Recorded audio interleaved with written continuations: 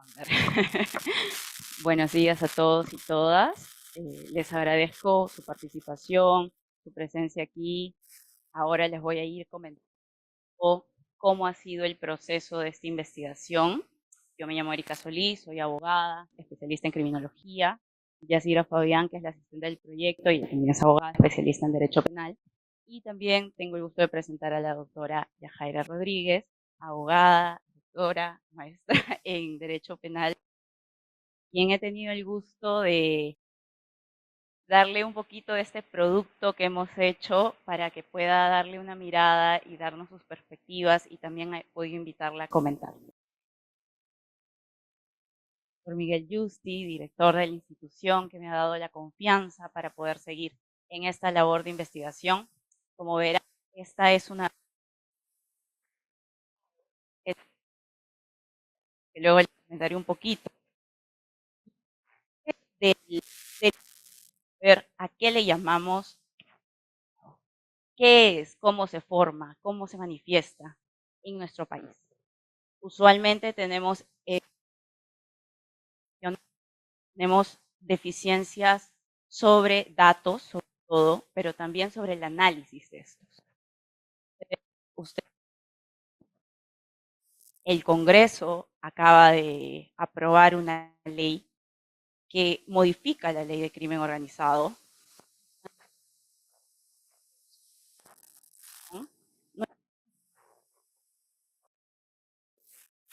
sobre qué pasa en nuestro país. No solo respecto a qué organización criminal, cómo se forma, qué delitos tiene, sino también en cómo la respuesta estatal las delimita, porque son dos miradas diferentes. Cómo funciona, y la otra es cómo la respuesta estatal logra identificarlas, porque no todas son o llegan al sistema estatal, sistema de justicia. En ese sentido, el año pasado nosotros tenemos una línea de lucha contra la corrupción, lavado de activos, y pensamos en empezar una línea de investigación empírica. Esto quiere decir trabajar a partir de lo que existe, trabajar a partir de lo que tenemos. Y en base a eso hicimos una búsqueda con la Corte Suprema, en los datos públicos que tiene la Corte Suprema, y en base a eso, a ese trabajo, que ahora lo digo en una palabra o una frase, pero ha sido meses de trabajo, he podido delimitar algunas características, perfiles, y lo digo así, son aproximaciones, porque no puedo generalizar las cosas que existen y que se van dando y que van mutando. Ustedes saben muy bien que el día de hoy no solo tenemos bandas criminales en este país, las tenemos a nivel regional. Se unen, trabajan en conjunto, y es un fenómeno que para mí, en lo personal, me gusta mucho. Lamentablemente, es un fenómeno muy interesante a partir de cómo funciona, pero también a partir de sus efectos, porque suelen tener efectos mucho más fuertes, mucho más impactantes en espacios y sobre todo para personas en situación de vulnerabilidad. Entonces, en esta búsqueda de saber cómo funciona el crimen organizado, el año pasado empezamos una investigación de la mano de otras entidades, otros grupos que también son importantes en la investigación y que a veces no les damos mucha mirada: los estudiantes y las estudiantes. En ese sentido, con las clínicas jurídicas de la Universidad Nacional de Huaraz y la Universidad Nacional de Cusco, empezamos a hacer esta investigación de manera colaborativa. ¿A fin de qué? De que no solo veamos la práctica del derecho como una práctica relacionada solo a ver los casos, sino también a caracterizar problemas que son importantes en nuestra sociedad. Entonces, en ese sentido, voy a ir pasando un poquito a comentarles qué es lo que hemos visto.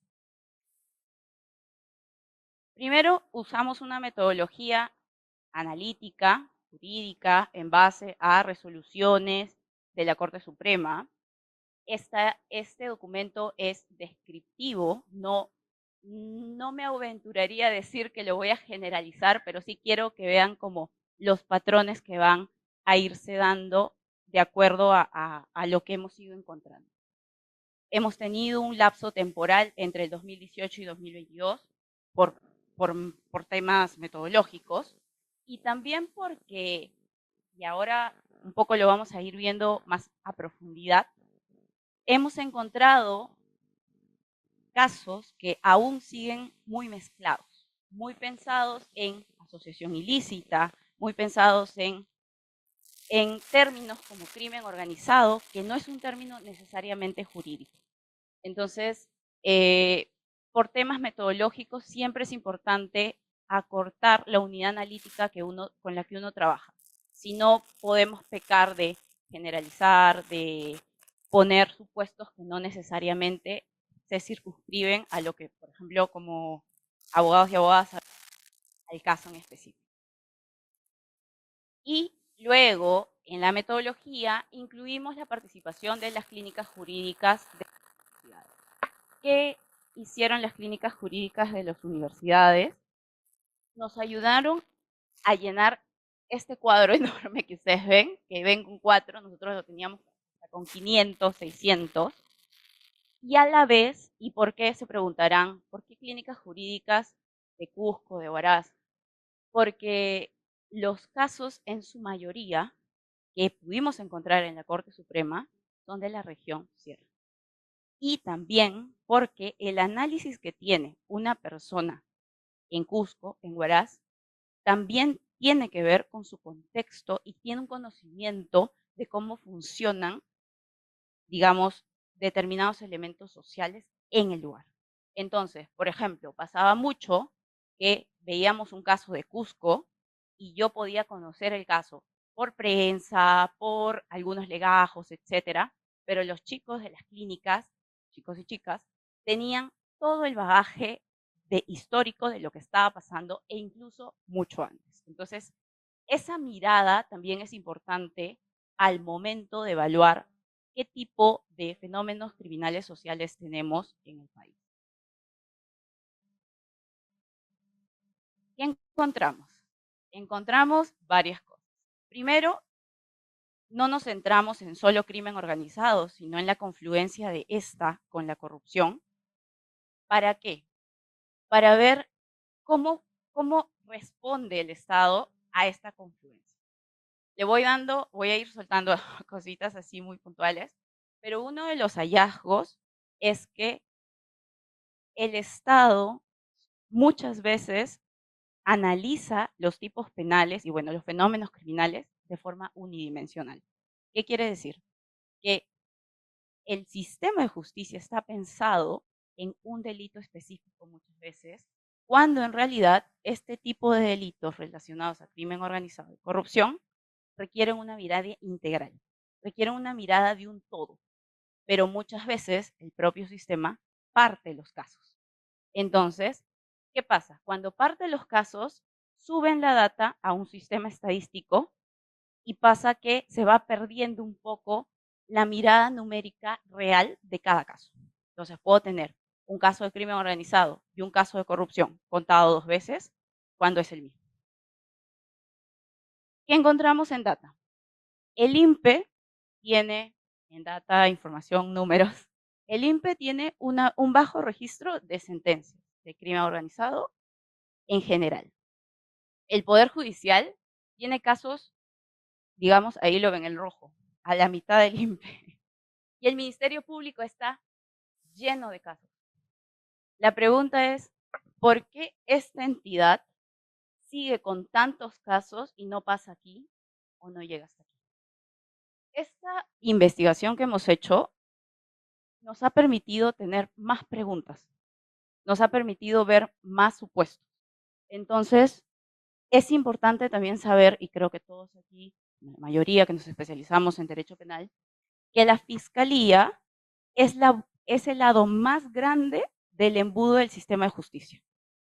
Es un embudo que empieza aquí y termina aquí, pero que en ese lapso también se pueden pasar, pero no por, digamos, no por desidio, etcétera, Lo que pasa es que no todo se puede probar.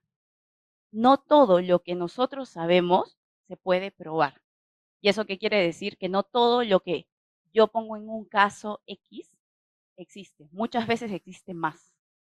Entonces, lo primero que queríamos señalar es que al parecer hay un desequilibrio total sobre la respuesta estatal, porque se, se centraliza aquí.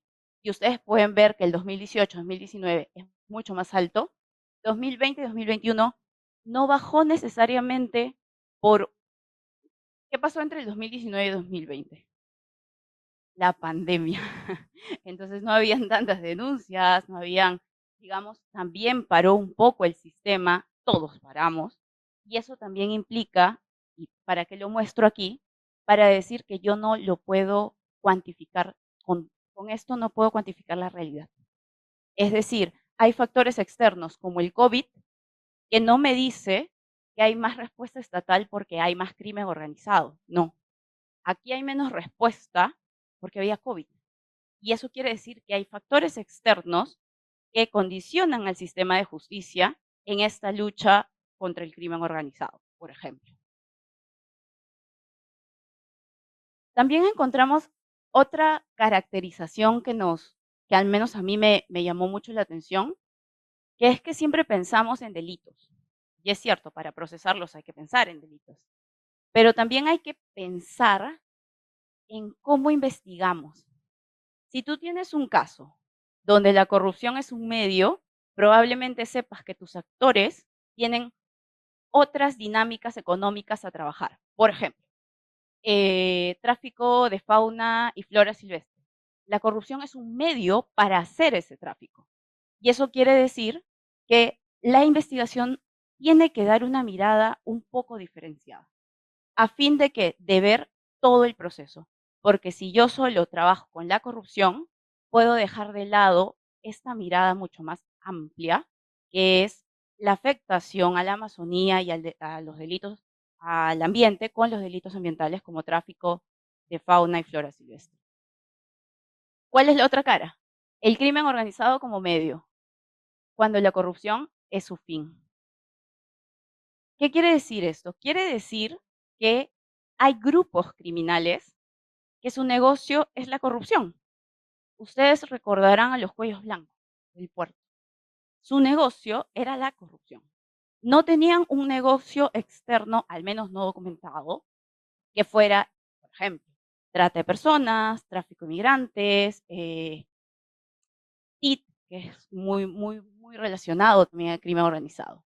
¿Y eso qué quiere decir? Que la mirada del enfoque, pero sobre todo la caracterización de cómo funciona el crimen organizado es diferenciada.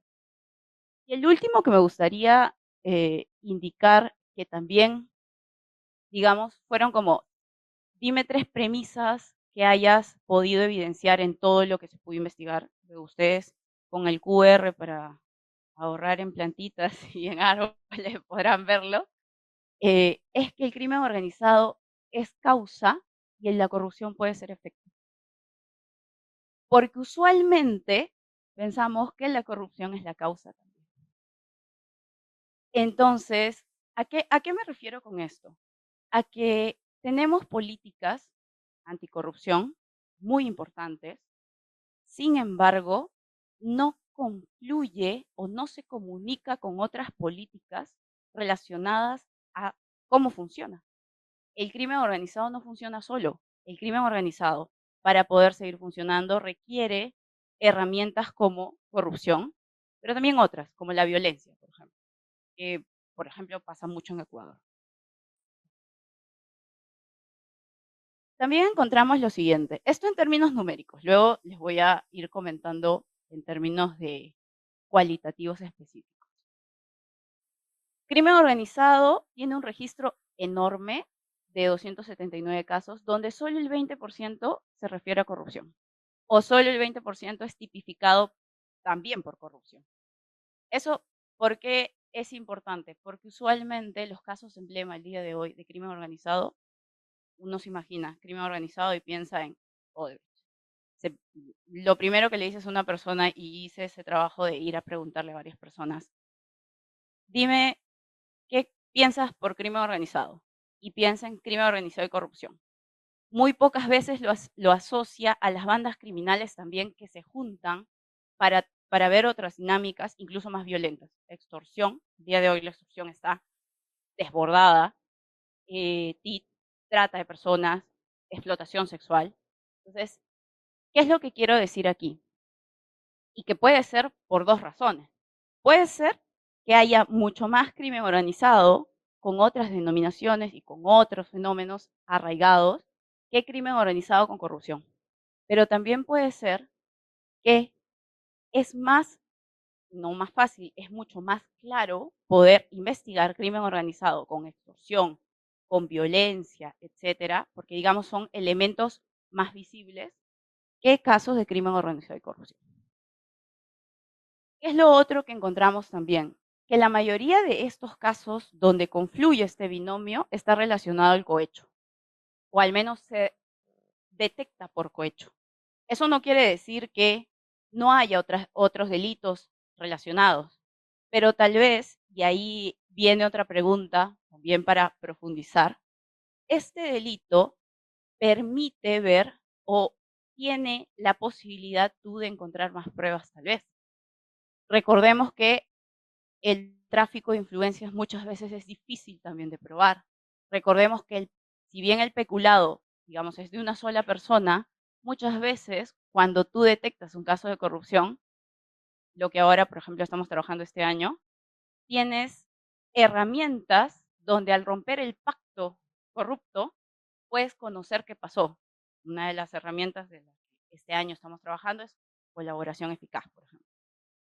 Sin embargo, cuando es una sola persona la que es investigada como peculado y que, digamos, es la que sabe, la que tiene el conocimiento del hecho delictivo, es necesario ir por los bordes del caso para ir encontrando dónde están los desfalcos, los movimientos de mal uso de recursos públicos. Entonces, también tiene una mirada esto a nivel numérico de que el sistema estatal, el sistema de justicia, no necesariamente detecta lo que existe, sino detecta lo que se puede ver y se puede probar.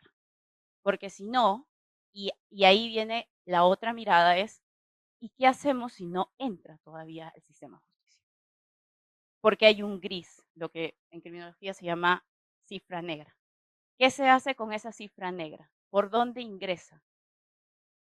Y voy a hablar así de esto siguiente. Muchos de los casos que encontramos de crimen organizado y corrupción no iniciaron ni por crimen organizado ni por corrupción. Iniciaron por una detección de un delito alrededor, periférico. Lavado de activos, falsedad ideológica y falsificación de documentos, sobre todo, los tres. Muchos de ellos entran por falsificación de documentos, se quedan en una fiscalía provincial, una fiscalía mixta, y después de un tiempo recién sube a una especializada. Y hasta eso hay un tramo de tiempo perdido de oportunidad sobre cómo recabo las pruebas. Luego tenemos otras dinámicas como abuso de autoridad, tráfico de terrenos, usurpación, violencia contra la autoridad. Algo que a mí me llamó mucho la atención es este que se llama encubrimiento personal, que al menos yo en mi práctica penal no lo hemos abordado mucho en la universidad, recuerdo, porque digamos, el Código Penal es inmenso y tiene miles de delitos, pero la idea un poco es visibilizar por dónde entra, por dónde se detecta y en base a eso también empezar a mirar a las fiscalías, a los juzgados, que no son necesariamente de corrupción o crimen organizado, pero que son puntos claves para poder detectar.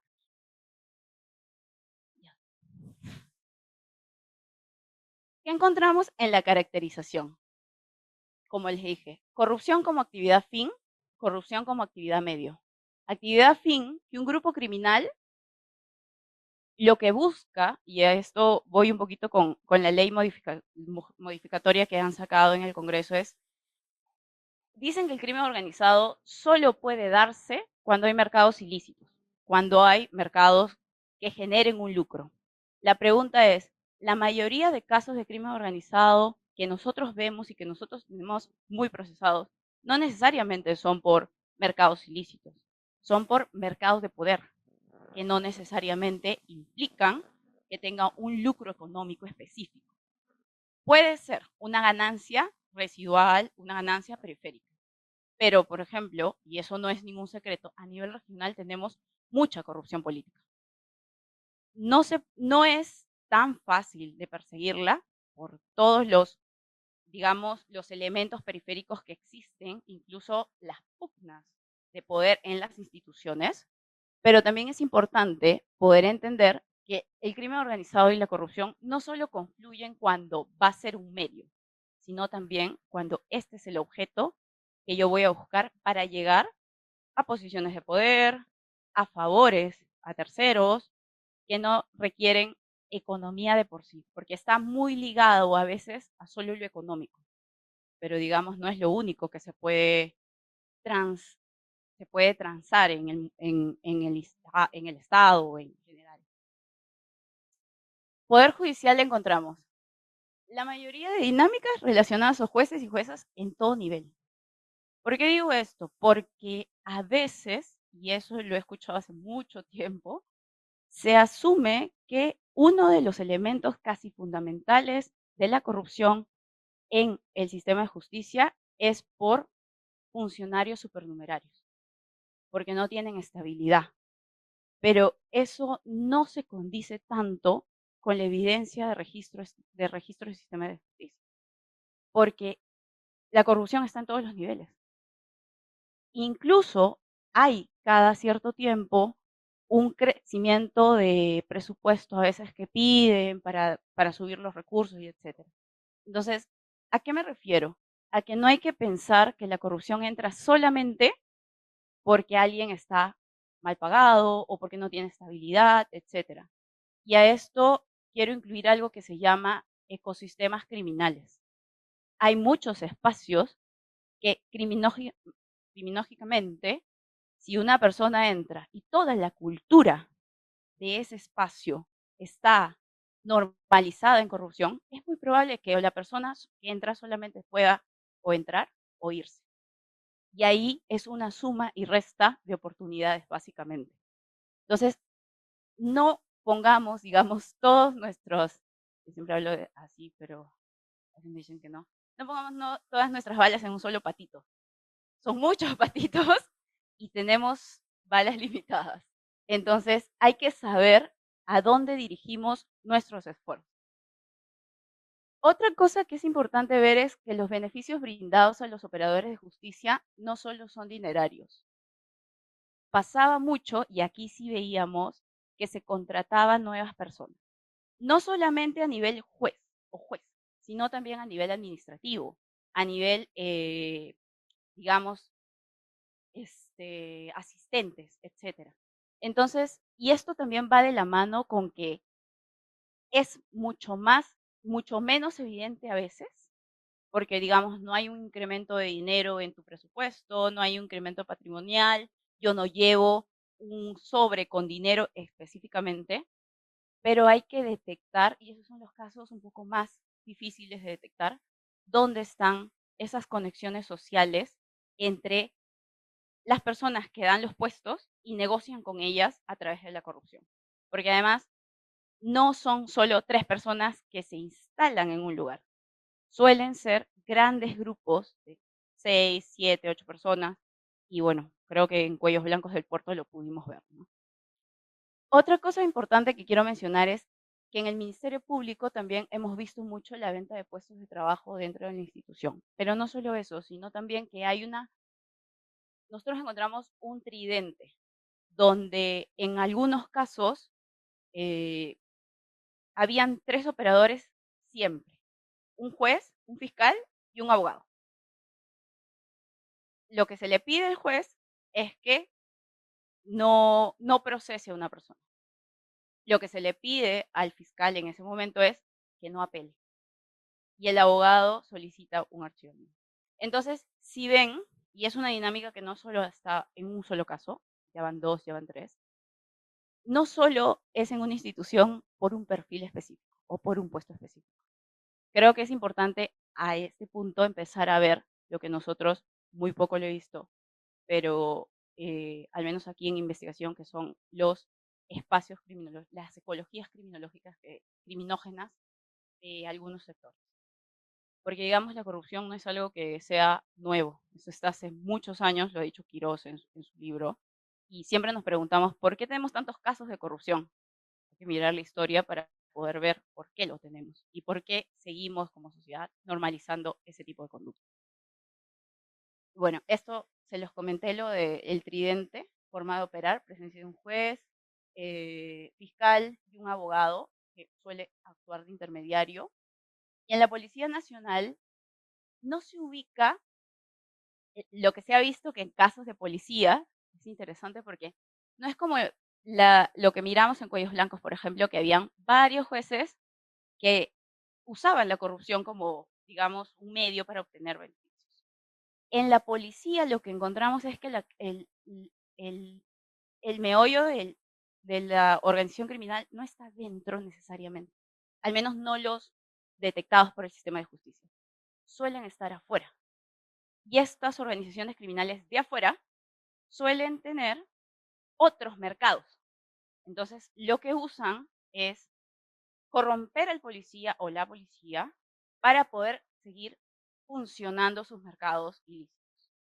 Entonces, allí vas viendo también, y es importante, digo yo, esto es un aproximamiento, pero sí es importante empezar a ver qué tenemos en los legajos del sistema de justicia. Empezar a procesar cómo se está leyendo y dónde y qué perfiles de instituciones, cómo la corrupción se filtra.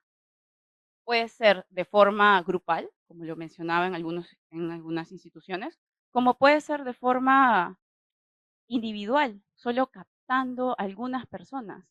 Pero también es importante, y lo digo desde, desde la humildad de este trabajo muy, muy puntual, es importante también abrir espacios y sobre todo información a la investigación. Porque si no tenemos eso, no podemos hacer políticas públicas bien fundamentadas, bien pensadas, y tampoco podemos hacer el rechazo a estos proyectos de ley que suelen ser bastante teóricos, pero que no tienen coincidencia con la realidad. Lo último, bueno, casi lo último que podemos mencionar, ustedes van a ver en el documento, a diferencia de este PPT, porque no me quiero alargar más tampoco, que hemos hecho unos diagramas de quién hace qué. Son 5 personas con una función o sin función que dan un beneficio, que reciben un beneficio y cómo están estructurados. Hemos hecho un bosquejo de 7 casos que hemos encontrado en la Corte Suprema. Definitivamente hay muchos más casos, probablemente muchos todavía en Fiscalía, muchos en Poder Judicial, porque digamos la Corte Suprema no llega a todos los casos, llega muy poco. Pero sí es importante empezar a ver que hay otras miradas por fuera de los casos emblema, porque yo recuerdo muy bien, por ejemplo, ahorita nosotros nos acordamos de Odebrecht, pero hubieron 2 casos antes de Odebrecht muy importantes y que funcionaron, incluso yo diría que fueron importantes para conocer lo que es la responsabilidad de las personas jurídicas en temas de corrupción, por ejemplo. El caso Orellana y el caso Álvarez, que no son, digamos, casos de Lima, nacionales, son casos regionales que muchas veces a nivel, y eso también tiene mucho que ver con presupuesto, con destino de capacidades al interior del país, a todo el país y a las regiones específicamente, estos casos eran de personas que habían aprendido a lidiar y a saltarse la valla y las reglas en todo el sistema. Orellana usaba empresas, usaba personas, Álvarez también tenía esta dinámica un poco, digamos, yo siempre le digo como una araña que va creciendo y una red, pero Álvarez no necesariamente cayó o no necesariamente se le procesó porque se detectó un caso de corrupción. empieza porque hubo un caso de violencia, que no necesariamente, si hubiera habido ese caso, probablemente esa maraña de corrupción pudo haber seguido existiendo. Entonces, ¿por qué lo menciono? Porque también encontramos, sobre todo desde nuestra investigación, muchas limitaciones en el sistema de justicia para entender cómo funciona la respuesta estatal. Porque, primero, al hacer el estudio de la sistematización del Poder Judicial y el cruce con el INPE, con el Ministerio Público y con otras instituciones, habíamos encontrado que no hay una mirada, para el crimen organizado como un fenómeno multidimensional. Hay una mirada, como lo decía al inicio, unidimensional. Y no solo eso, tenemos problemas de nomenclatura. Algunos lo llaman banda, otros lo llaman organización criminal. Incluso el día de hoy tenemos procesos por asociación ilícita cuando ese término viene desde hace muchos años atrás. Entonces, el sistema, cuando tú buscas estadísticas, cuando tú quieres encontrar un caso en específico, no necesariamente lo encuentras por organización criminal. Probablemente tengas que escarbar mucho más para tú ir viendo que sí se trata del crimen organizado o una organización criminal. Entonces, hay poco conocimiento de la respuesta estatal sobre cómo funcionan las dinámicas criminales. Hay reducida información pública. Las resoluciones de la Corte Suprema son el 0.10% de todo lo que existe en el sistema de justicia. Y llegan ahí usualmente porque hay algún pedido de casación, algún pedido de tercera instancia, pero no todos los casos pasan por allí. Y sobre todo, no todos los casos donde las personas no tienen un abogado pagado. Eso también es importante saber. Porque usualmente el poder acceder a un abogado te puede, y de hecho hay mucha literatura sobre esto de el sistema de justicia puede ser selectivo. ¿Y qué quiere decir? Que hay que trabajar un poco también en otros espacios como defensorías públicas, por ejemplo, para que se den más abasto, para que, digamos, porque los que encontramos en Corte Suprema, sobre todo, son casos bastante emblemáticos. Encontramos casos de eh, la ex la ex funcionaria de la Municipalidad de Lima, Susana Villarán. Encontramos casos de cuellos blancos, encontramos casos que son muy, muy visibles, pero definitivamente hay muchos casos más. Definitivamente hay muchos casos que no son tan visibles, pero que siguen, digamos, en espacios donde no pueden ser visibilizados. Y eso también es importante verlo. ¿Por qué? Porque si en la Corte Suprema nosotros tuvimos reducida información y tuvimos problemas de nomenclatura para poder identificar cuál era crimen organizado, cuál era banda criminal, etcétera, siendo la Corte Suprema una instancia más pequeña, más ordenada, imaginémonos dentro de todo la estructura enorme del Poder Judicial. Entonces creo que también es importante, hay una mirada a la interoperabilidad, por ejemplo, el día de hoy se está trabajando temas de interoperabilidad, pero también es importante trabajar temas de nomenclatura en qué es lo que decimos que es un delito o no, y que tiene mucho que ver también en el lenguaje que se trabaja en el sistema de justicia. Muchas veces para el policía o para el fiscal o para el juez tienen diferencias en la nomenclatura que se les da. Entonces creo que es importante también tener una mirada de uniforme, sobre todo de nomenclatura, a sistema administrativo y sistema también técnico. Las estadísticas unidimensionales, casos emblemáticos en curso. ¿Por qué pusimos eso? La figura de un caso emblemático moldea tu mirada sobre otros. Bueno, el ser humano busca siempre encontrarle forma a las cosas.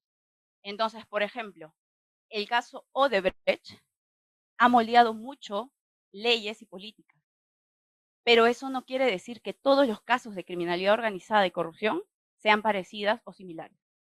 De hecho, el poder solo mirar un solo caso emblemático y hacer normas, acciones, actividades sobre solo eso, reduce la posibilidad de que el sistema de justicia sea más abierto, sea más flexible y no solo eso, tenga más herramientas.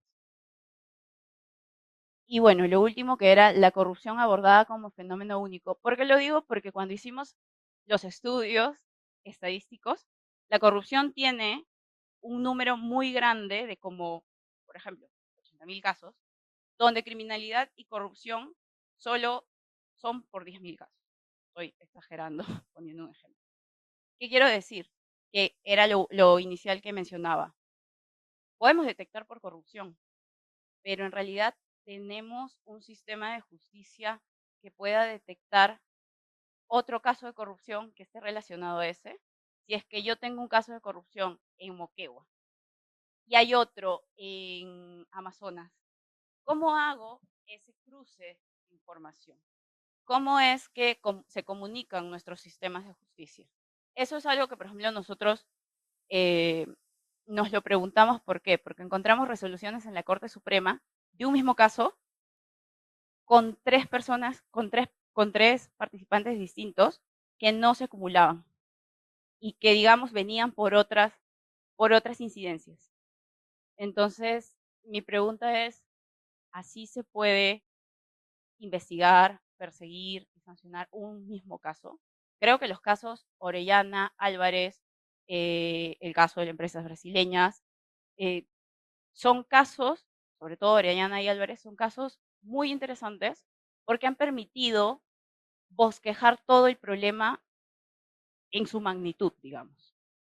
Y se ha logrado llegar a un punto de investigación, sanción, etcétera. Pero no son los únicos casos. De hecho, a nivel regional nosotros tenemos muchos problemas en leyes de descentralización, en temas de contrataciones, etcétera, que probablemente no haya llegado todavía al sistema de justicia. Entonces creo que es importante mirarlo, no solo para el sistema de justicia, sino para sistemas previos. Y ahí hablo de sistemas administrativos como OCE, Contraloría, etcétera, pero también casos antes, como el hecho de poder ver, y eso me lo comentaba mucho porque ahora estamos trabajando con contrataciones en empresas, y me comentaban mucho en los gremios que ellos se daban cuenta que había corrupción en una licitación, pero no hay nada que hacer, te dicen. ¿Por qué? Porque son muchos los que están dentro de ese grupo. Entonces, y probablemente estos son más empresarios pequeños y medianos. Digamos, los grandes tienen otros mecanismos de trabajar. Pero creo que es importante, primero, y lo voy a poner en dos módulos. Primero es importante ver si funciona nuestro sistema de justicia como está. ¿En qué sentido? De que haya una fluidez y una uniformidad de cómo se leen los casos. Uno, obviamente es necesario darle mucho más estructura y mucho más presupuesto, porque, digamos, la Defensoría Pública, las fiscalías no especializadas en un caso específico, el Poder Judicial tiene, digamos, áreas que requieren inyectar tanto presupuesto como buena gestión del presupuesto. Eso es muy importante porque, digamos, buenas ganas pueden tener todos, pero no todo se puede si no hay un sostén económico detrás. Entonces sí es necesario mirar un poco el sistema de justicia no solo como lucha contra la corrupción, sino que muchas veces por detrás hay grupos criminales mucho más grandes, que no necesariamente se ven en casos emblemáticos. Y bueno, estas son algunas de las conclusiones que habíamos puesto inicialmente a nivel cuantitativo. Me gustaría que puedan mirar también en algún momento el documento donde tenemos los gráficos que en verdad han sido costosamente hechos, pero te permiten visualizar cómo interactúan las personas dentro de una institución y fuera de ella, y cómo interactúa el crimen organizado con la corrupción. Y también viene ahí la pregunta, ¿estamos mirando el crimen organizado como un elemento relacionado a el tejido social? ¿A qué viene esto? Existe una figura que se llama el estudio de organizaciones, la sociología de las organizaciones, que delimita lo que viene a ser una organización formal, informal e ilegal. Y es importante saberlo porque, digamos, saca del molde el hecho de ver si está bien o está mal, pero te permite saber que es una estructura que se va dando a medida también de que se va interactuando. Muchas personas dicen el día de hoy que estamos desbordados de criminalidad, solo pensando en que, por ejemplo, hay mucha movilidad en la región. Pero eso no es realmente cierto. Todos los que hemos hecho trabajo de campo sabemos que las bandas criminales a nivel regional se encajan. El Tren de Aragua en Chile, en la frontera de Chile con Perú, se encaja con otra organización criminal que trabaja hace muchos años en Tacna. En el norte pasa lo mismo con las organizaciones criminales del Ecuador. No hablo del Braen porque, digamos, la triple frontera siempre ha tenido su propia dinámica de bandas criminales. Pero estas bandas criminales no funcionan, o el crimen organizado no funciona solas. Requieren la poca, muchas veces requieren la poca mirada del fenómeno en su totalidad. Ver que requerimos un proceso penal tal vez incluso a veces un poco más flexible. A veces las organizaciones criminales pueden pasar esos filtros porque las figuras procesales son bastante, digamos, limitadas. Es importante tener un poco más de, digámoslo así, masividad respecto a cómo se trabaja en investigación, en persecución, y no solo eso, también en lo que viene a ser, por ejemplo, herramientas de persecución como colaboración eficaz, como testigos informados, etc. Entonces, ¿a qué viene toda esta investigación que, digamos, nace de una curiosidad muy personal y también muy de equipo? Es que es importante dejar de mirar un caso en específico primero y ver la totalidad de casos, las diferencias entre ellos. Y también que la respuesta del Estado no siempre va a ser igual.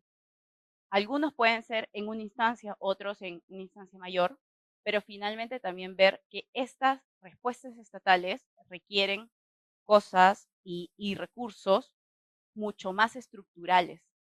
Yo sé que los estudios que hagamos en general sobre crimen organizado y corrupción no van a arreglar todo el problema social que tenemos. Eso es imposible. Lo que sí podemos hacer, creo que es un deber de todo investigador e investigadora, es empezar a trabajar desde lo que existe y lo empírico. Es necesario empezar a ver dónde están nuestras brechas entre lo que nosotros creemos que es a nivel normativo y lo que en realidad pasa. Si no, las herramientas pueden quedarse a medias y es muy importante que no queden a medias. Yo voy a terminar aquí. Gracias por su presencia, por su atención. Vamos a pasar la voz el mando a Yasira.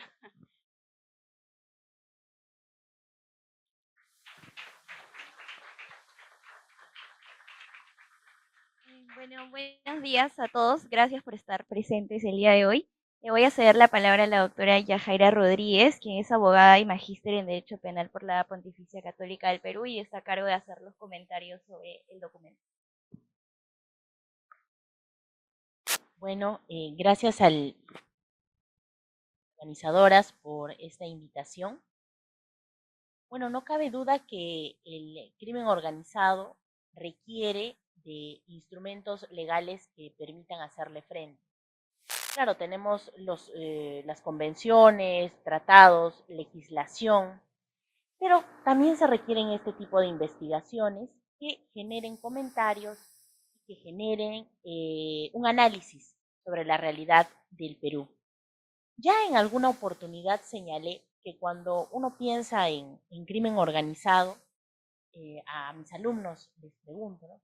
¿Qué piensan en crimen organizado? Me comentan, bueno, yo vi la película, ¿no? El Padrino, vi Narcos, vi el tema de la mafia italiana.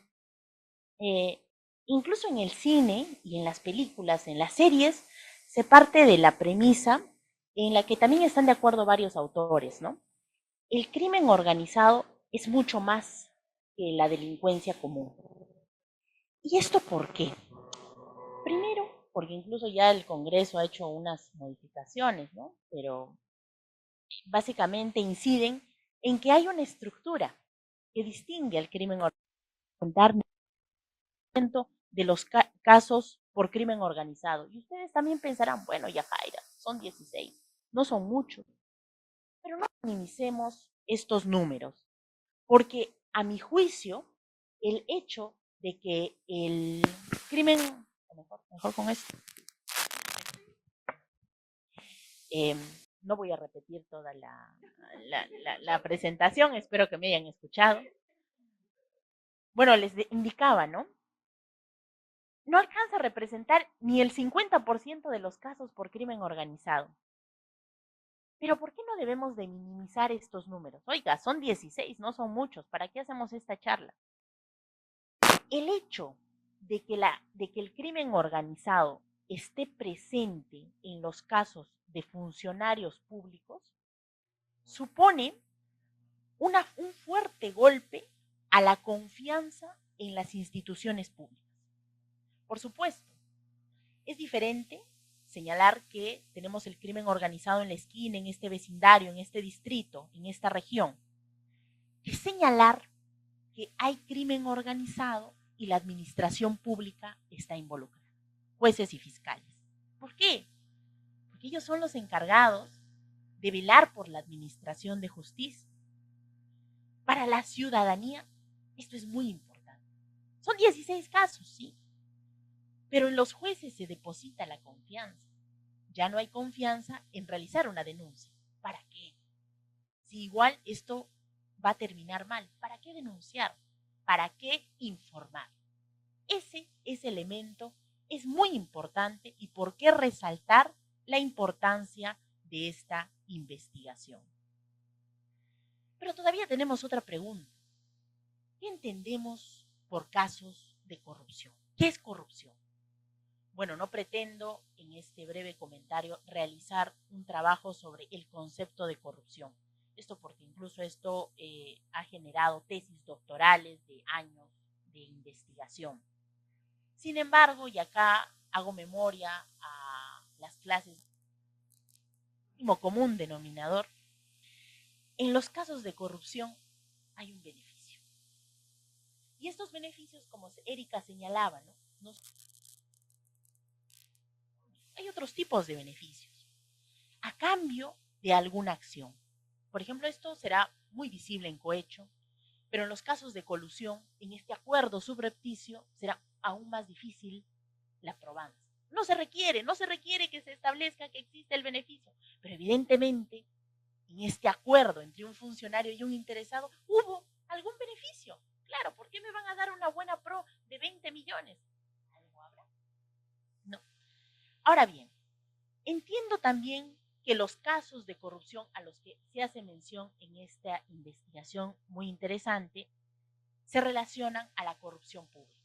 Claro, hay esta distinción entre corrupción pública y privada. Y acá vemos que quien es el protagonista es el funcionario público.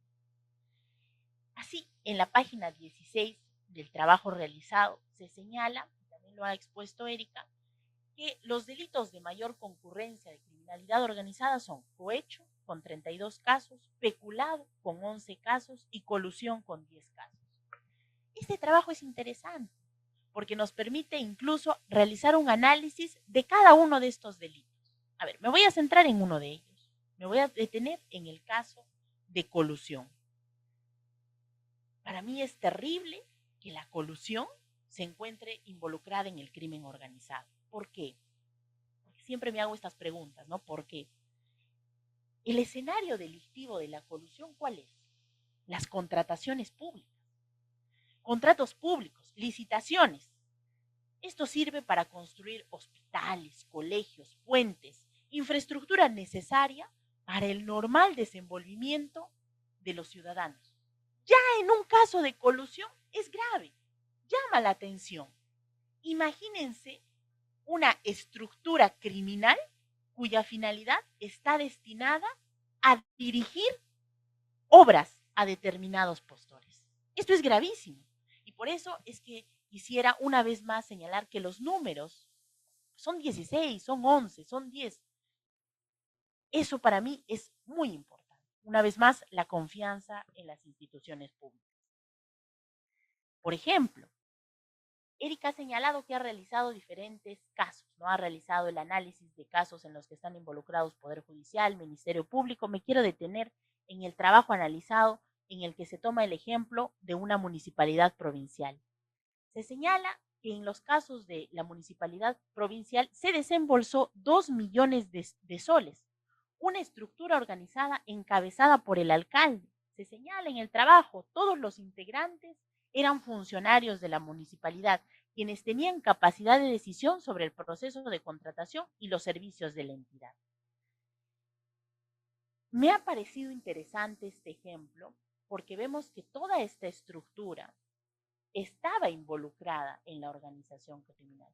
Con ello no quiero decir que toda estructura es una organización criminal. Por eso la tarea es difícil de los operadores jurídicos, de jueces y fiscales, quienes tienen que establecer que efectivamente esta estructura fue utilizada por la organización criminal.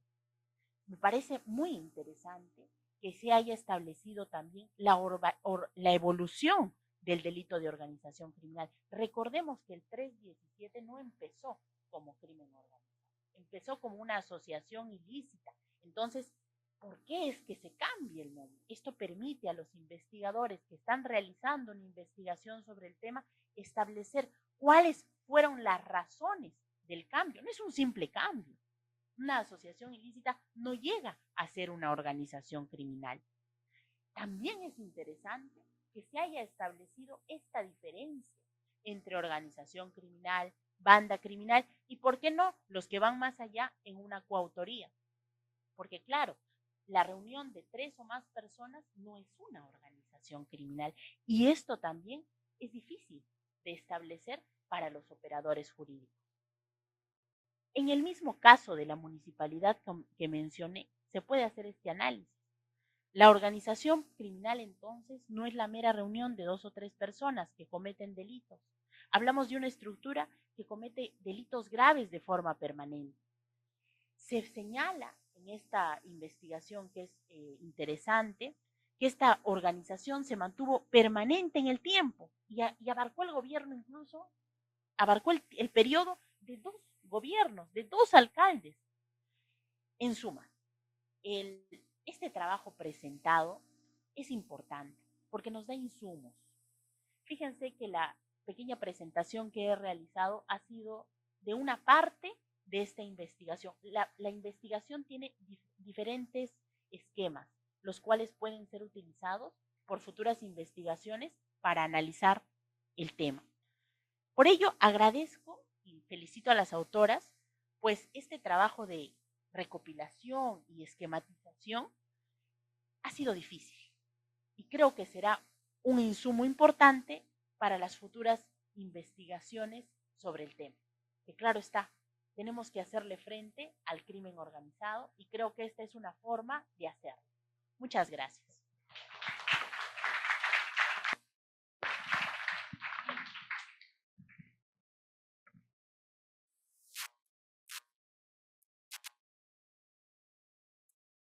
De manera remota nos acompañan 2 integrantes de las clínicas jurídicas con las que hemos trabajado para elaborar este documento. Así que le voy a ceder la palabra primero al doctor Gino Rivera, quien es abogado, integrante y representante de la Clínica Jurídica Anticorrupción de la Universidad Nacional de Ancash, Santiago Antúnez de Mayolo. Bien, ¿puedo iniciar o hay alguna presentación de frente? Bien, voy a iniciar entonces. Bien, doy las gracias a la invitación a nuestros amigos del IEPUC, especialmente a los de la Clínica Jurídica. Un saludo especial a la doctora Erika, que conocemos personalmente, hemos tenido muchos eventos en coordinación con la universidad, nuestra universidad, la de Huaraz, la Universidad Nacional Santiago Antúnez de Mayolo, el cual hoy, en representación de la misma, vengo a dar alguna experiencia de lo que vamos teniendo en razón a la elaboración del texto que ya muy bien ha explicado la doctora Erika. Quiero partir para que las personas que están aquí presentes de manera virtual en razón a la última información que ha arrojado el Índice de Corrupción e Inconducta Funcional, el INCO, en medición desarrollada por la Sugerencia de Observatorio Anticorrupción AVAN de la Contraloría General de la República. La última información que ha arrojado, la última de este año, es un dato que a nosotros, particularmente a los sancachinos, nos llama la atención. ¿Qué dice el INCO? Se hace la pregunta en cuanto al ranking de grupos, entidades con mayor índice de corrupción o mayor focos de riesgo de corrupción. Dice el último resultado, la primera entidad más corrupta, vamos a llamarla así, es la Policía Nacional del Perú. Lima Metropolitana, específicamente, dice. Pero ese está en primer lugar. El segundo lugar, el segundo puesto, ¿no? La medalla de plata, vamos a decir, lamentablemente, dice el INCO, está la Universidad Nacional Santiago Antúnez de Mayolo. No dice la alcaldía, no dice el gobierno regional, porque del estudio que hemos analizado en razón a las sentencias, el cual hemos podido colaborar en la elaboración del libro, se presenta que la entidad más corrupta, ¿no? En el caso de la región Sierra, está pues las municipalidades y los gobiernos regionales. ¿Mm? Pero en este último informe del INCO dice que nuestra universidad, así literalmente, Ancash, la Universidad Nacional Santiago de Mayolo, ¿no? Tiene un puntaje del 75.3% de corrupción. Por lo tanto, es calificado en un rango de puntaje muy alto. Entonces, esto nos debe, particularmente a nosotros en la universidad, a nosotros como abogados, tenemos también estudiantes, nos preocupa. Nos preocupa porque estamos en el foco constante, ese tema de la centralita, que también se analizó en otros textos, sigue dándose hoy en día a través del crimen organizado, a través de la organización criminal, pero que lamentablemente en nuestra situación, en nuestra sociedad y específicamente en nuestra universidad, se viene dando, entre paréntesis, a través de presuntas organizaciones criminales que podrían estar inmersas dentro de nuestra facultad, dentro de nuestra universidad, según el informe del INCO. Segundo puesto a nivel nacional, la Universidad Nacional Santiago de Mayolo. Entonces, ante esto, el rol de la clínica jurídica, obviamente, siempre ha sido desde el primer momento un rol protagonista. Un rol protagonista donde, a través, ¿no?, de las capacitaciones, en primer lugar, del 2018, 2, 2019, 1, hemos venido en constante coordinación con la IDEPUC, en constante coordinación, incluso hoy en día con la doctora Erika, antes con el doctor David, inicios con el doctor Shanghan. Entonces, la clínica jurídica hoy en día, en nuestra sociedad guaracina, se convierte en un medio primero de concientización. En primer lugar, estamos haciendo dentro de nuestra facultad y también dentro de nuestra universidad y obviamente también dentro de la sociedad. En ese sentido, buscamos protagonismo para levantar la voz desde nuestro grupo pequeño, reconocido, luego de una lucha constante que hemos tenido dentro de la universidad, nos han podido reconocer como una institución autónoma a la clínica jurídica, no un consultorio jurídico, sino clínica jurídica. En razón a eso es que la clínica jurídica se ve en la necesidad de alzar la voz, de llamar a la conciencia a los futuros abogados, a los futuros procuradores, a los futuros fiscales, a los futuros jueces, en razón a lo que se ha podido analizar también en el libro, Dinámicas de Corrupción, ¿no? Que también forma parte de las dinámicas de corrupción, la función importante que cumple el abogado dentro de estos hechos incluso que se manifiestan en el caso de en el caso de Ancash, en el caso del análisis que hemos podido nosotros ver y también gozar del producto de las otras universidades que han hecho, en el caso de la Sierra, por ejemplo, el delito más frecuente es el delito de peculado. No, más frecuente en el caso de Sierra. Y eso es lo que se da hoy día en nuestra facultad, en nuestra universidad en sí. ¿Cómo es posible, digo yo, que una subvención de una investigación simple, ¿no? Con, bueno, trascendencia, vamos a decirlo, no tan importante, se puedan dar una subvención económica de casi $500,000 de soles?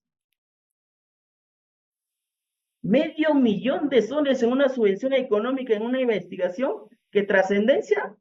Vamos a cuestionar.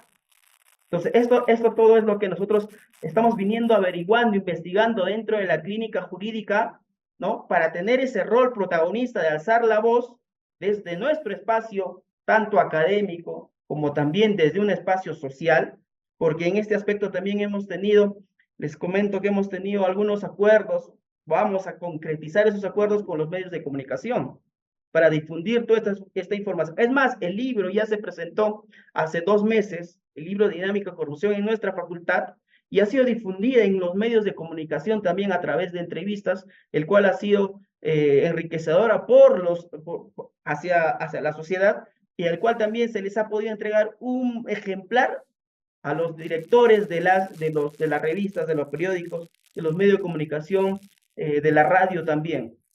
En ese sentido, nuestra universidad viene haciendo un trabajo, en principio se venía haciendo un trabajo de documentario, y es por eso que encontramos este ranking que nos preocupa a todos los ancachinos, más aún que nos preocupa a los santiaguinos, el estar en el segundo puesto de la entidad más corrupta, ¿no?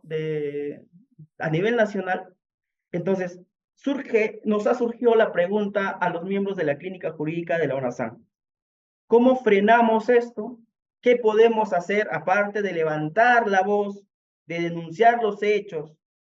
Pues en razón a las nuevas formas de cómo se viene implementando el derecho, es que también la clínica jurídica se quiere actualizar y quiere hacer una propuesta en razón a los resultados, en razón a la problemática que tenemos, es ver cómo podemos implementar dentro de nuestra facultad. Es un trabajo, es un proyecto que lo vamos a ir desarrollando paulatinamente, es cómo poder implementar dentro de nuestra universidad los sistemas de cumplimiento normativo, que ya existen algunas experiencias, por ejemplo, en Argentina, algunos trabajos de investigación en España, en la necesidad de implementar sistemas de cumplimiento normativo dentro de las universidades. Si bien estas ya pueden ser viables dentro de las universidades privadas, porque las mismas son empresas, la cual la ley 3424 permite esta implementación. Sin embargo, hoy en día, como tal, un desarrollo doctrinario, un desarrollo legislativo, la implementación de los sistemas de cumplimiento normativo dentro de las instituciones públicas, hoy en día por lo menos es muy limitada.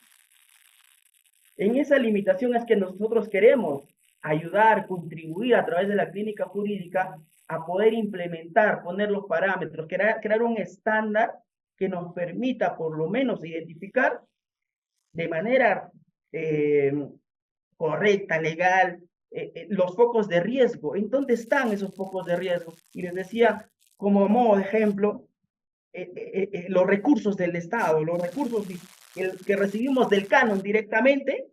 Somos una de las universidades que recibe canon, importante aporte, pero que realmente ese canon, ese aporte, realmente está teniendo alguna incidencia, alguna importancia, trascendencia, ayuda al estudiante, o realmente esta distribución de ese canon se está convirtiendo como un beneficio, para algún docente, algún director de escuela o algún rector, porque como les decía, y aquí veo académicos como la doctora Erika que se dedica al ámbito académico.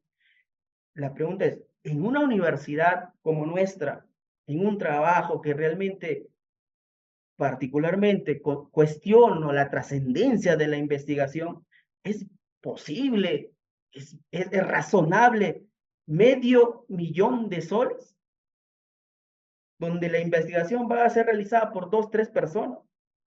Segundo, otro foco de riesgo que nosotros hemos podido identificar es la calidad de contrataciones de los docentes. Si bien cumplen la ley, pero no necesariamente los docentes están debidamente capacitados. Y hemos consultado a los estudiantes si realmente el docente contratado últimamente responde a las expectativas, a las exigencias de los estudiantes, y lo que nos responden es que a los docentes les consultamos un tema, pero nos dicen, lo voy a responder, les voy a contestar la otra semana.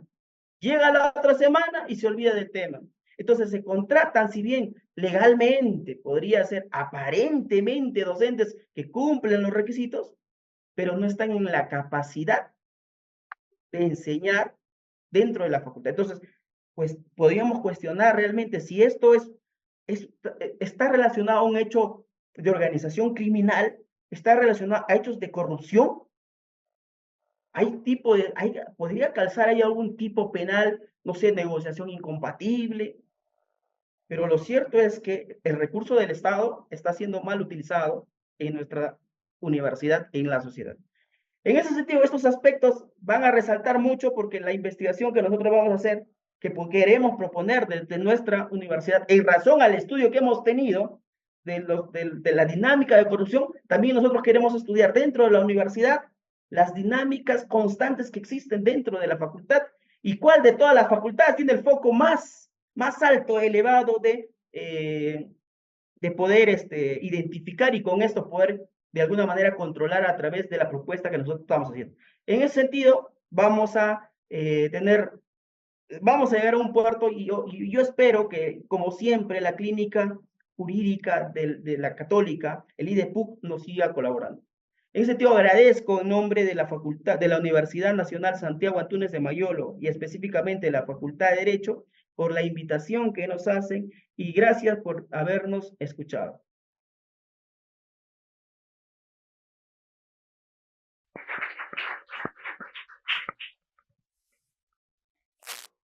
Gracias, doctor.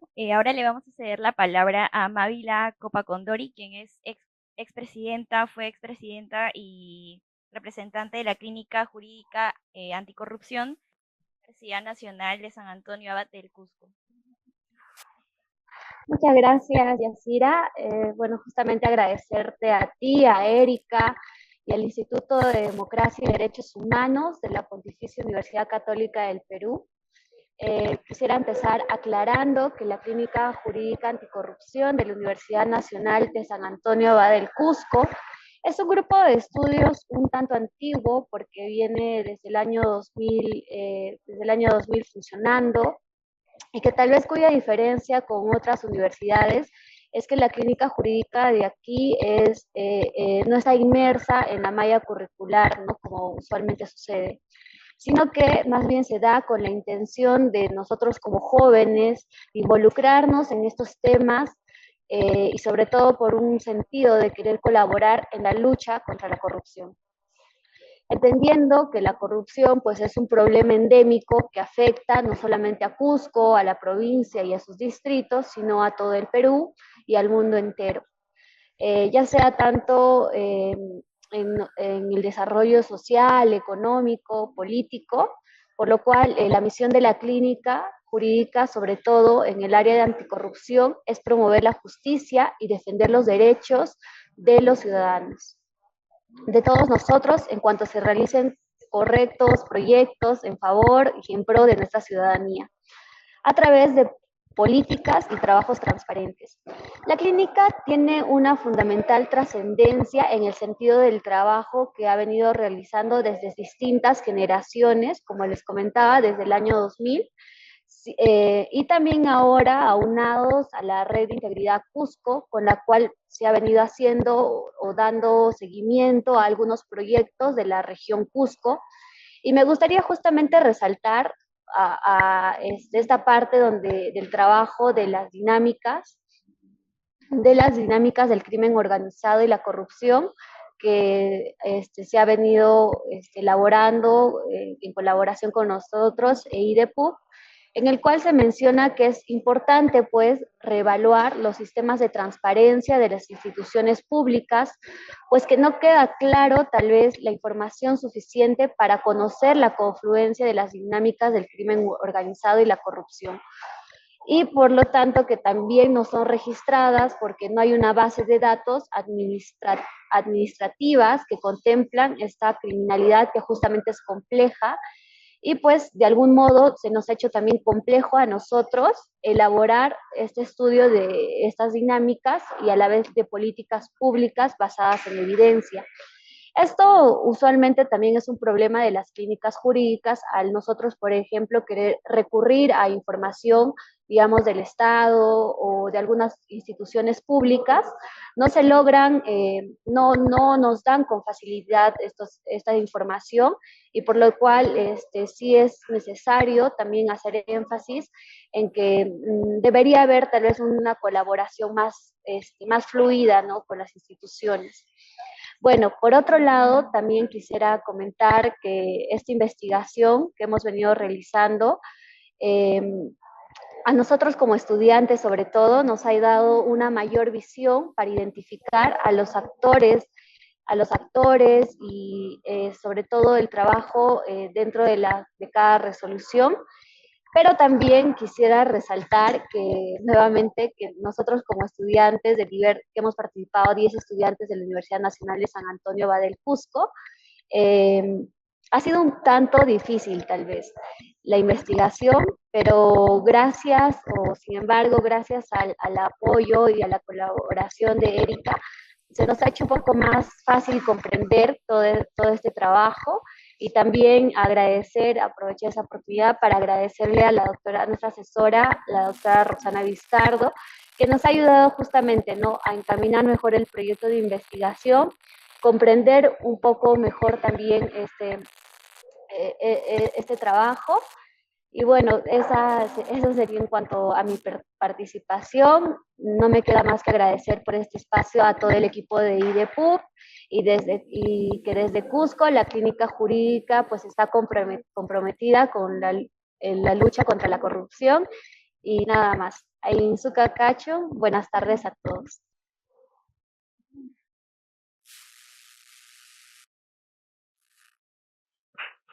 Muchas gracias por los comentarios. Ahora le cedo la palabra a Erika Solís para las palabras.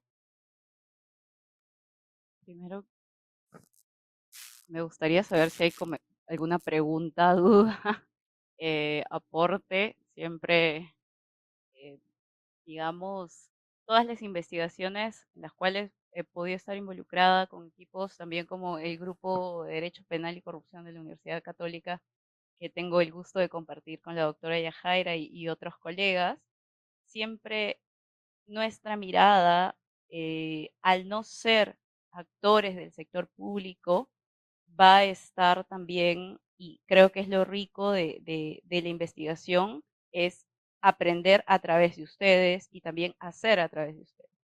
¿A qué me refiero? A que yo agradezco en primer lugar a ustedes que están aquí por tomarse el tiempo, por la espera y también porque este trabajo que parece algo momentáneo, digamos ahorita 1 hora y media, ha sido un trabajo arduo de muchas personas, no solo quien le habla.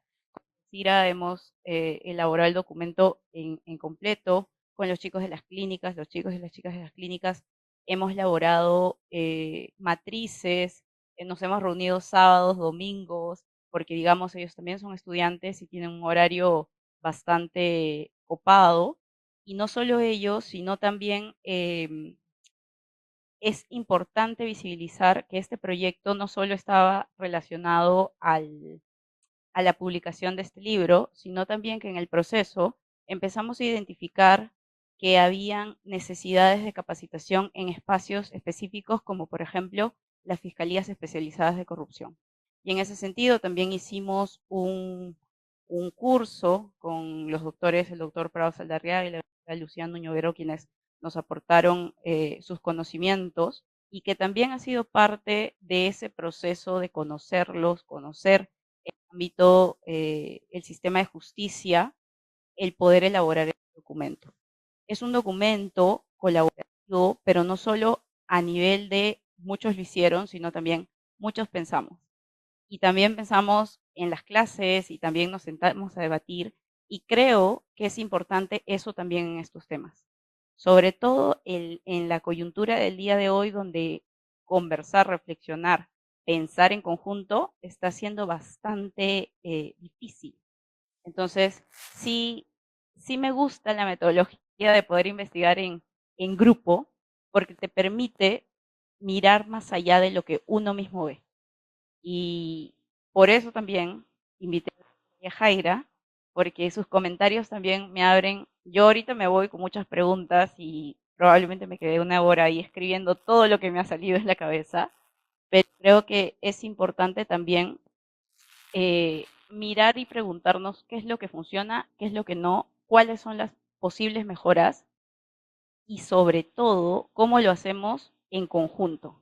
Hay algo que yo en general he visto y es que cuando hablamos de temas penales, todos le rehuimos como si no fuera un asunto social y lo es. Entonces, creo que es importante mirar un poco más allá también de lo que es malo y bueno y también ponernos a reflexionar cómo funciona, por qué está allí, cuáles son los factores que permiten esto y también qué lecciones te permiten a ti. Por ejemplo, hablaba mucho de esto de los ecosistemas criminógenos. También creo que es importante observar los, los espacios donde la criminalidad, la corrupción y el crimen organizado suelen asentarse. Usualmente son espacios donde observan que el Estado muchas veces por limitaciones propias no llega. Entonces creo que en ese sentido yo les agradezco mucho, me siento muy feliz de compartir con ustedes el día de hoy. Agradezco a la doctora Yajaira, agradezco a Yacira, a los chicos y a las chicas de las clínicas y no sé si hay alguna duda, comentario, pregunta o prefieren pasar al coffee break. Ya todos dijeron, así que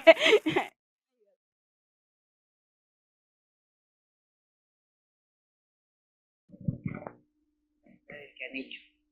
Creo que el punto más importante es justamente hacer esta ligación, este vínculo entre crimen organizado y corrupción. La corrupción es tan eterna como el tiempo que tenemos en este país.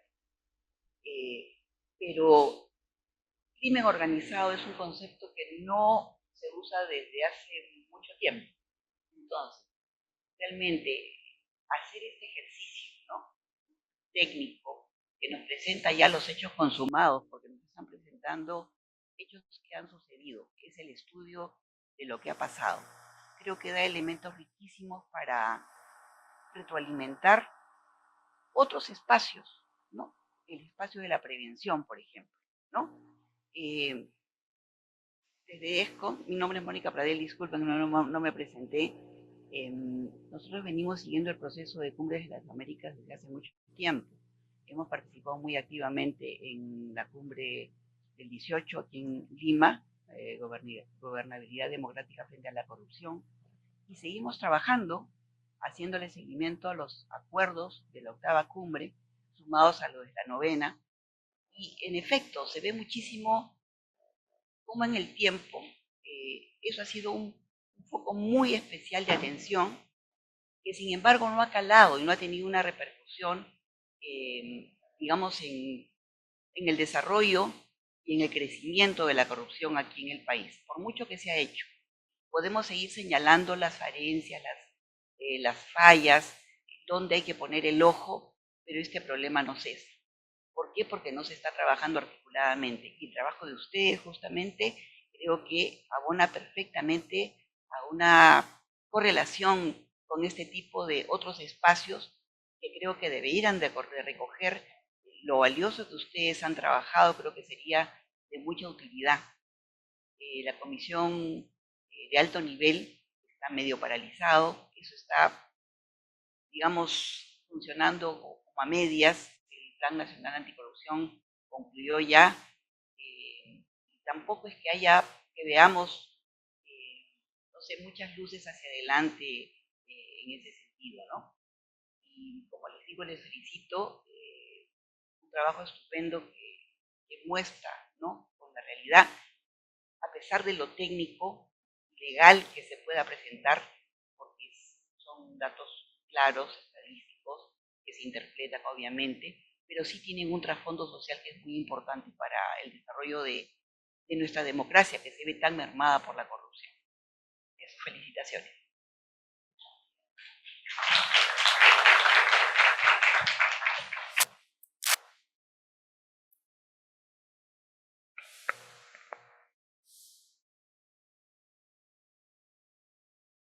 Buenos días, muchas gracias a todos por la invitación. Erika, felicitaciones a ti y a todo tu equipo.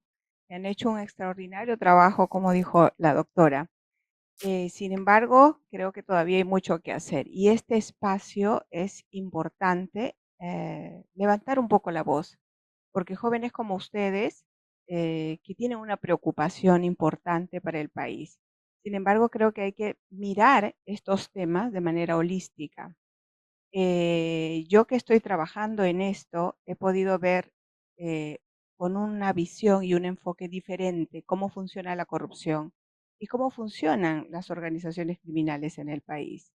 Hay corrupción en las más altas esferas del poder, siempre, pero hay organizaciones criminales en las más altas esferas del poder, siempre. El tema es que no lo veíamos con los ojos que hoy podemos ver. Y lo que decían ustedes, es difícil acreditar, porque enfrentar a un monstruo que ostenta el poder en realidad es difícil, sobre todo por la debilidad que tienen los aparatos estatales que son los responsables de la persecución del delito y la sanción. Entonces, el ostentar el poder implica no solamente encontrar obstrucciones, sino encontrar un poder suficiente como para aquel que osa en investigar pueda ser destruido.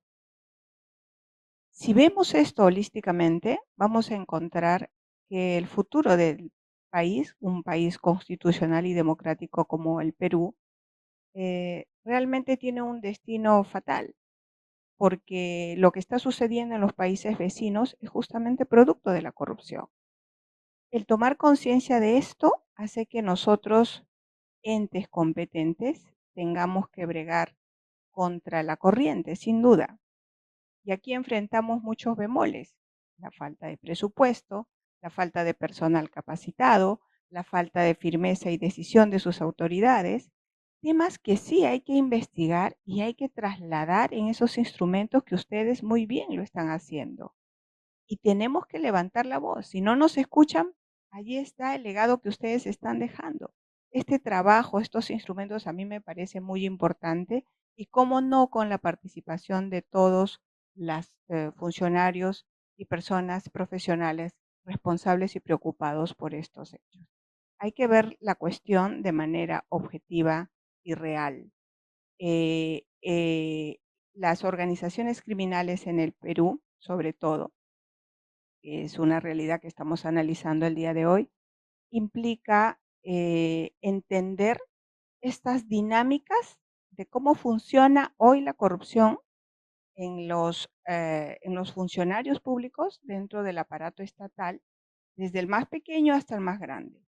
Ciertamente la policía es una institución que tiene un alto índice de corrupción, pero ¿qué se ha hecho a raíz o a partir de ello desde que conocemos? Porque eso creo que se ha sabido hace mucho tiempo, y así como la policía, muchas otras instituciones más. Pero ¿qué hemos hecho? El tema es que no se quede en la estadística y no se quede en el conocimiento de los hechos, sino que también subir un peldaño más para continuar luchando con ello, por lo menos hacer el esfuerzo, ¿no? Es difícil derrotar la corrupción, sí, pero tampoco es imposible hacer el trabajo de la manera más eficiente posible que podamos. Así que nuevamente mi reconocimiento y felicitaciones a todo su equipo, que han hecho un trabajo muy importante y valioso, y toda la disposición igual para que puedan contar con nosotros en lo que se pueda. Gracias.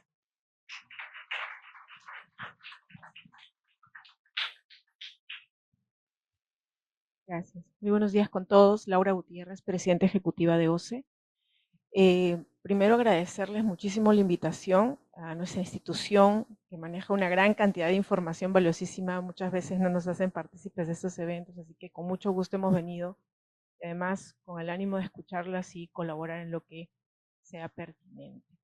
Cuando hablan de compras públicas y hablaban de los sistemas administrativos anteriores, el Sistema Nacional de Abastecimiento, que es el de compras públicas, y el Sistema Nacional de Control, son dos sistemas diferentes, con competencias acotadas, y que hace mucho tiempo ya, y creo que en este último año, en estos últimos años, se ha relevado este engranaje, ¿no? Se ha visibilizado, sea por los sistemas electrónicos, por la capacidad de procesamiento de los datos abiertos y de todo este tema ha comenzado a visibilizarse.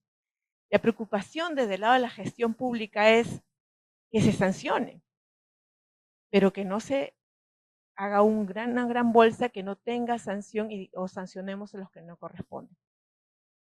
Y mi preocupación de todos estos años inmersa en la contratación pública, que ya son como 20 y algo más, es cómo se hace el engranaje entre una práctica administrativa y la prueba penal que pueda llevar al tema de corrupción. He sido testigo de muchos procesos donde hay muchos funcionarios involucrados y le decimos al fiscal, por aquí no, por aquí. Pero al final cuando vamos al resultado, el resultado no es el que corresponde. Entonces ya he escuchado, dicen, vamos a hablar de peritos, pero a veces veo que el perito, con el respeto a todas las profesiones, es un perito contable cuando el tema no va por un tema contable. Y cuando uno lee la pericia está llena o repite lo que dice la norma de compras históricamente, o veo que esa norma ya no está aplicada, no era la vigente, porque además hay mucho cambio normativo en el momento. Entonces, ¿cómo hay ahí un desorden? No hay un llamado a las instituciones que somos especialistas en el tema colaborar. Entonces falta como un tema siempre de engranaje, ¿no? Yo creo que en el país hay muchas islas y no nos estamos hablando entre nosotros, y hay muchas oportunidades de mejora para levantar esos desafíos que podrían llevar a arribar a mejores resultados, ¿no? Veo las barras que mostraron y el tema de fiscalía, además desde el otro lado al funcionario público, es un riesgo. Hace un tiempo una de las personas que hizo legado decía, ser funcionario público es un deporte de alto riesgo. Íbamos para la parte privada y un abogado muy reconocido en derecho administrativo decía, no, ser proveedor en el Estado es un campo minado. Entonces yo le decía, bueno, lo único cierto es que ambos van a morir en algún momento. Y no necesariamente van a morir por una razón loable, ¿no? Simplemente por un accidente. Entonces estamos pagando el costo, y esto lo traslado, disculpen, yo no soy penalista, pero lo estamos trasladando a que la brecha en infraestructura crezca, a que las diferencias crezcan, y que a pesar de haber tenido recursos, ahorita ya no tenemos tantos recursos, lo hemos estado perdiendo la oportunidad. Entonces, nada, agradecer la invitación, agradecerles este llamado a la reflexión, y bueno, de nuestra parte siempre la colaboración de nosotros para enriquecer estos espacios que son a veces muy, muy poquitos, pero son muy valiosos. Muchas gracias.